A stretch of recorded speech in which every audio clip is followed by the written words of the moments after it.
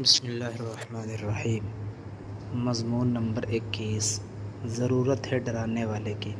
میرا محترم بزرگ بھائیوں، اللہ تعالیٰ نے کافروں کے لیے جہنم کی آگ تیار فرمائی ہے اور ہم مسلمانوں کو اس آگ سے بچنے کا حکم دیا ہے۔ میرے بھائیوں، جہنم کی آگ بہت خوفناک ہے، بہت خطرناک۔ دنیا کے سب سے طاقتور آئٹم بم جو آگ پیدا کرتے ہیں وہ جہنم کی آگ سے 69 درجے ہلکی ہے۔ میرے بھائیوں، اللہ سے دعا کرے اللہ ہمیں بچا لے، اللہ ہمیں جہنم سے بچا لے۔ میرے بھائیوں، اللہ تعالیٰ نے اپنے پیارے نبی صلی اللہ علیہ وسلم کو بھیجا تو ان کو بشیر کے ساتھ نذیر بھی بنایا، یعنی انسانوں کو اللہ تعالیٰ کے عذاب سے ڈرانے والا، جہنم سے ڈرانے والا۔ میرے بھائیوں، آج ہم مسلمانوں کو نبی صلی اللہ علیہ وسلم کے ایسے ورثاء کی ضرورت ہے جو ہمیں جہنم سے ڈرائیں، جو ہمیں جہنم کے بارے میں بتائیں۔ میرے بھائیوں، آج ہم مسلمان کسی مخلص ڈرانے والے کے سخت محتاج ہیں، کیونکہ ہمارے آنکھیں ان آنسوؤں سے خشک ہو چکی ہیں جو اللہ کے خوف سے نکلتے ہیں۔ میرے بھائیوں، دو آنکھوں کو جہنم کی آگ نہیں چھوئے گی، ایک وہ آنکھ جو اللہ کے خوف سے روئی، دوسرے وہ جو اللہ کے راستے میں پہرہ داری کرتے ہوئے جاگی ہو۔ میرے بھائیوں، میں اور آپ اپنی آنکھوں سے پوچھیں کہ اللہ کے خوف والے آنسو کہاں گئے؟ ہمیں تو دنیا کے چھوٹے چھوٹے مسئلے دن رات رلاتے ہیں، ہمارے دماغ پہ سوار رہتے ہیں، مگر ہم اس جہنم کو بھول گئے جو بھڑک بھڑک کر کالی ہو چکی ہے، جس کا ایک ذرہ زمین پر پھینک دیا جائے تو ساری زمین جل کر راکھ ہو جائے۔ ہاں، یہ جہنم موجود ہے، یہ جہنم موجود ہے۔ میرے بھائیوں، یہ ہمارے مسائل میں سے اہم ترین مسئلہ ہے۔ جو لوگ جہنم کا انکار کرتے ہیں، جو لوگ جہنم کا انکار کرتے ہیں وہ کافر ہو جاتے ہیں، جو جہنم کو بھلا دیتے ہیں وہ غافل ہو جاتے ہیں۔ میرے بھائیوں، ہمارے محبوب صلی اللہ علیہ وسلم نے بار بار، بے شمار بار ہمیں جہنم سے ڈرایا اور ہمیں یاد دلایا کہ جہنم تیار ہے، جہنم بھڑک رہی ہے، اس کی گہرائی ہزاروں سال کی مسافت سے زیادہ ہے، اس کے سانپ، بچھو، گرم پانی، زقوم۔ اے اللہ کی پناہ، اللہ کی پناہ، اللہ کی پناہ۔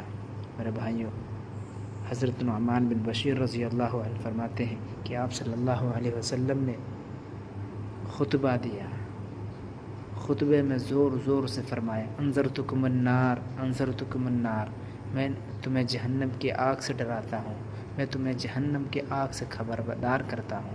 آپ صلی اللہ علیہ وسلم بے قراری کے ساتھ یہی فرماتے رہے، یہاں تک کہ چادر مبارک کندھے سے گر کر پاؤں پر آ پڑی۔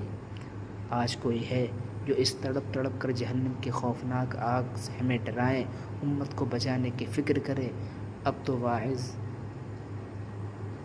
تو واعظین بس تقریر خوب جم جائے، اب تو علماء بھی نہیں سوچتے۔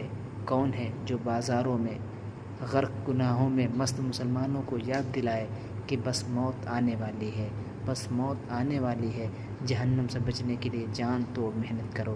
آقا صلی اللہ علیہ وسلم نے فرمایا، جنت کو پانے کے لیے پورا زور لگاؤ، جہنم سے بچنے کے لیے پورا زور لگاؤ، کیونکہ جنت کو پانے والا سوتا نہیں، جہنم سے بچنے والا آرام نہیں کرتا۔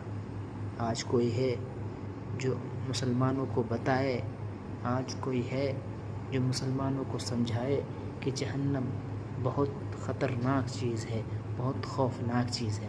میرے بھائیوں، جہنم میں جانے والے بد نصیب اتنا روئیں گے کہ ان کے چہروں پر ان کے آنسو نالیاں بنا دیں گے، پھر آنسو ختم ہو جائیں گے تو خون جاری ہوگا، اتنا بہے گا کہ کشتیاں اس خون میں چل سکیں گی۔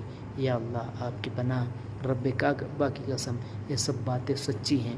لوگ مذاق اڑاتے ہیں کہ دنیا کہاں سے کہاں تک پہنچ گئی، تم جنت جہنم کی باتیں کرتے ہو۔ میرے بھائیوں، ہمیں مرنا ہے، اس لیے ہم باتیں کرتے ہیں، اس لیے ہم باتیں کرتے ہیں، اس لیے ہمیں مرنا ہے۔ ہاں، یہ باتیں اللہ تعالیٰ نے قرآن مجید میں بیان فرمائی ہے، اس لیے ہم بھی یاد رکھتے ہیں۔ ہاں، یہ باتیں ہمارے ہمدرد محبوب آقا صلی اللہ علیہ وسلم نے فرمائی ہے، اس لیے ہمارے نزدیک یہ باتیں بہت ضروری ہیں، بہت ضروری ہیں۔ ورنہ شیطان تو ایسا ظالم ہے کہ ہمیں غفلت بیکاری گڑھوں میں پھینک دیتا ہے۔